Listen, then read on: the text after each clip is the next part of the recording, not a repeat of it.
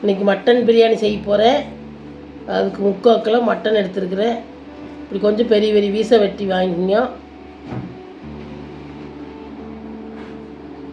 அதுக்கு பார்த்திங்கன்னா இந்த டம்ளரில் 3 டம்ளர் நான் நார்மலாக சாப்பாடு செய்கிற அரிசி ஊற வச்சுருக்கிறேன். 560 பழைய அரிசி.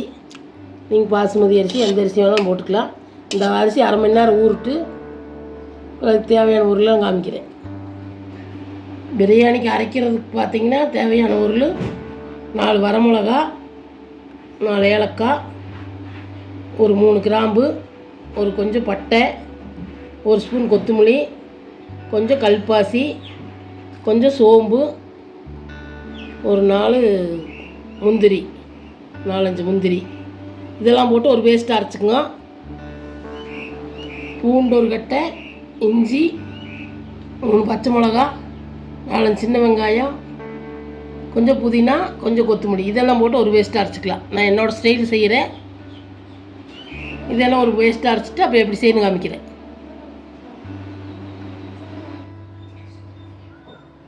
தாளிக்கிறதுக்கு தேவையான பொருள் ஒரு அன்னாச்சி பூ, கொஞ்சம் பட்டை, 2 கிராம்பு, கொஞ்சம் பிரிஞ்சலை, 3 ஏலக்காய், கொஞ்சம் கல்பாசி, கொஞ்சம் ஒரு மராட்டி மொக்கு, இதெல்லாம் போட்டு தாளிச்சிக்கலாம். பேஸ்ட் 2 அரைச்சாச்சு. ஒரு 2 பெரிய வெங்காயம், ஒரு மீடியம் சைஸ் தக்காளி 2, கடைசியாக போட கொத்தமல்லி தழை, புதினா இலை, அதோட கொஞ்சம் நெய், 2 ஸ்பூன் தயிர் சேர்த்துக்கலாம். அதோட இதெல்லாம் போட்டு எப்படி செய்யணும் காமிக்கிறேன்.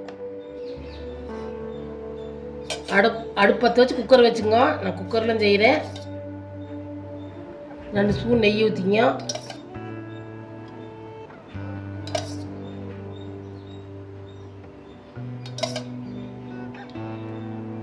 இதோட எண்ணெய் சேர்த்துக்கலாம்.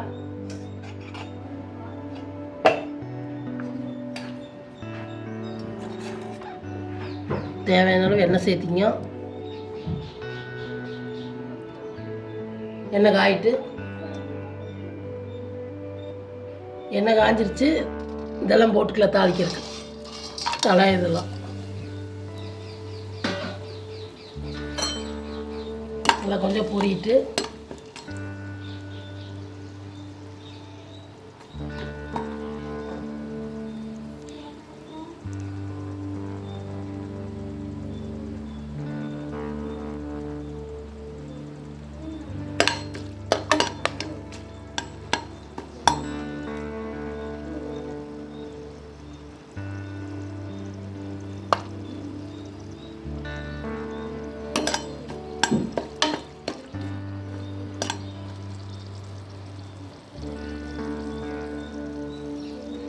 இதெல்லாம் கொஞ்சம் பொரிஞ்சிருச்சு.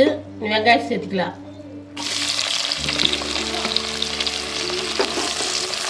வெங்காயம் இதெல்லாம் பொன்னிறமாக வதங்கிட்டு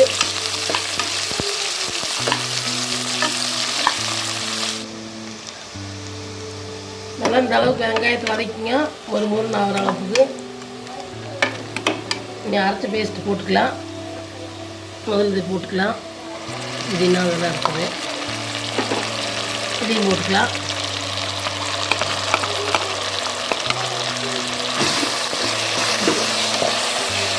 பச்சை வாசனம் வதக்கலாம். பச்சையாக அரைச்சி எல்லாமே பச்சை வாசனம் ஊற்று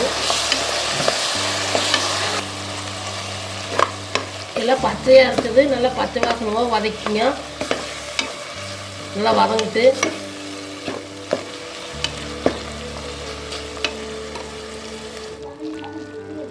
இந்த அளவுக்கு நல்லா பச்சை வாசனமாக வதக்கிங்க. அரைச்சி வேஸ்ட்டு தக்காளி சேர்த்துக்கலாம். தக்காளி சேர்த்துட்டு அதோட கொஞ்சம் உப்பு சேர்த்துக்கலாம். வணங்க கொஞ்சமாக சேர்த்திங்க. கடைசியாக சேர்த்துக்கலாம். கொஞ்சமாக உப்பு சேர்த்துக்கலாம் தக்காளி வதங்கிறது.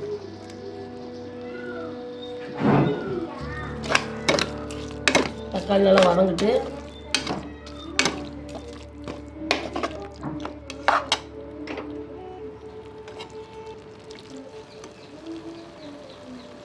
தக்காளி நல்லா வதங்கிருச்சு.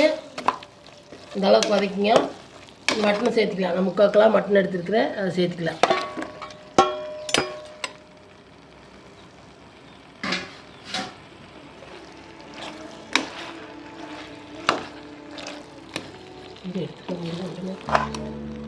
பார்த்திங்கன்னா கொஞ்ச நேரம் வதக்கியாச்சு. மட்டனை போட்டு நீ 2 ஸ்பூன் தயிர் சேர்த்துக்கலாம்.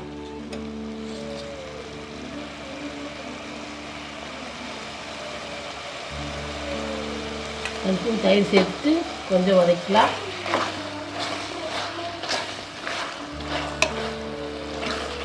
பார்த்திங்கன்னா இப்போ கொஞ்சம் மட்டன் நிறையா இருந்தால் தான் எல்லாத்துக்கும் பீஸ் வரும். இல்லைன்னா கொஞ்சம் வெறும் சாப்பாடு தான் இருக்குது. அதனால் கொஞ்சம் மட்டன் அதிகமாகவே எடுத்துக்குவோம். 3/4 கிலோ எடுத்துருக்கிறேன்.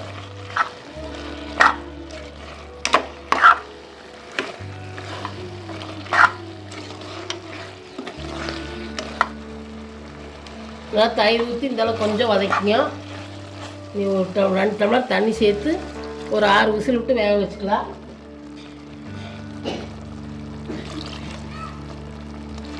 ஒரு 6 விசில் வறுத்து மூடி போட்டு வந்ததுக்கப்புறம் காமிக்கிறேன்.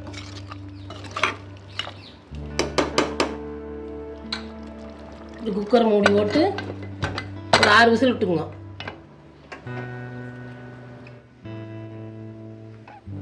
6 விசில் விட்டு விசில் அடங்கிருச்சு. நீ எடுத்து பார்க்கலாம்.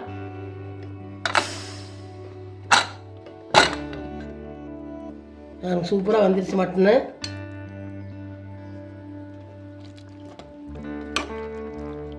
நீ அடுப்பு பற்ற வச்சுக்கலாம்.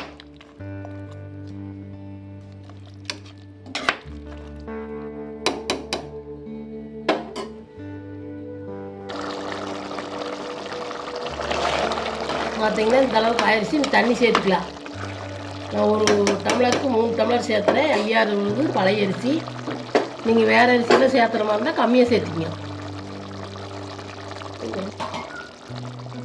கறி வேற 2 டம்ளர் தண்ணி ஊற்றிருக்கிறேன்.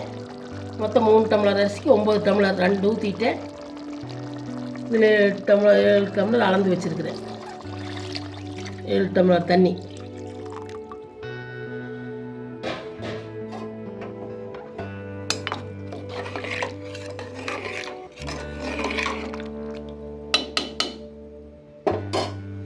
அரிசி சேர்த்துக்கலாம்.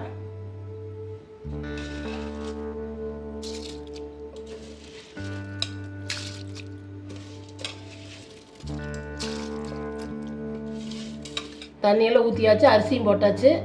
உப்பு சேர்த்துக்கலாம் தேவையான அளவு. கொஞ்சம் ஒரு கல் எச்சாப்பு இருக்க மாதிரி போட்டுங்க. அப்போ தான் சாப்பாடுகள் கரெக்டாக இருக்குது. செக் பண்ணி போட்டுக்கணும்.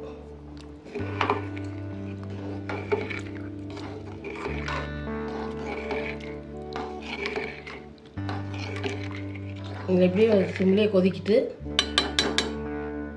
மூடி வச்சு வெயிட் எடுத்துகிட்டு சும்மா போட்டுக்குங்க. நல்லா உப்பெல்லாம் அதை கலக்கிட்டு உப்பு செக் பண்ணிவிட்டு சும்மா மூடி போட்டுங்க. வெயிட்டு கழட்டிட்டு கொஞ்சம் அதில் ஆவி வந்ததுக்கப்புறம் வெயிட் சேர்த்துக்கலாம். வெயிட் போட்டுக்கலாம்.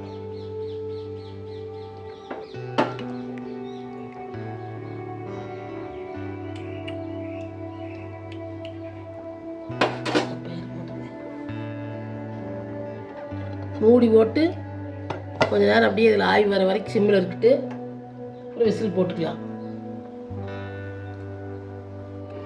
இந்த அளவுக்கு ஆயிடுச்சு. இதோட கொத்தமல்லி தழை சேர்த்துக்கலாம்.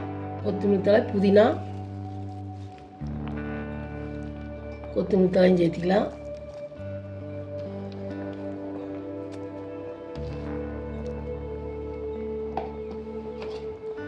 அரை எலுமிச்சம்பழம் புழிஞ்சு வச்சுருக்கிறேன். இந்த சாதம் சேர்த்திக்கலாம்.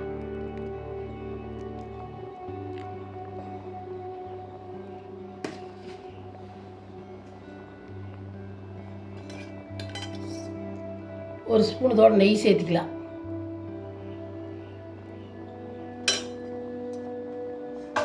எல்லாம் சேர்த்து ஒரு கலக்கிட்டு நீ மூடி போட்டு ஒரு விசில் விட்டுக்கலாம்.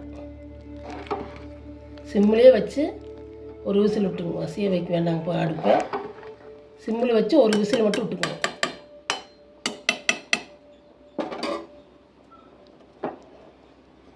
குக்கர் மூடி போட்டுக்கலாம். வெயிட் வச்சுக்கலாம். ஒரு விசில் வரட்டு. சிம்மில் வச்சு ஒரு விசில் விட்டுங்க. அப்படி எப்படின்னு பார்க்கலாம். ஒரு விசில் விட்டு விசிலெல்லாம் அடங்கிடுச்சு. நீ எடுத்து பார்க்கலாம் எப்படி பிரியாணி வந்திருக்குதுன்னு.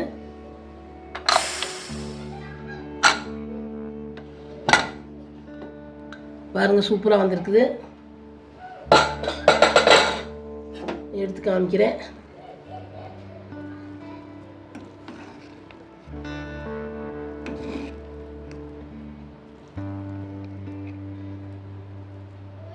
சூப்பராக வந்திருக்குது. உதிரி உதிரியே பழம் நல்லா வந்திருக்குது. நீங்களும் இந்த அளவு போட்டு இப்படி செஞ்சு பாருங்க. நான் சாதாரண இந்த அரிசியில் தான் செஞ்சேன். சூப்பராக வந்திருக்குது.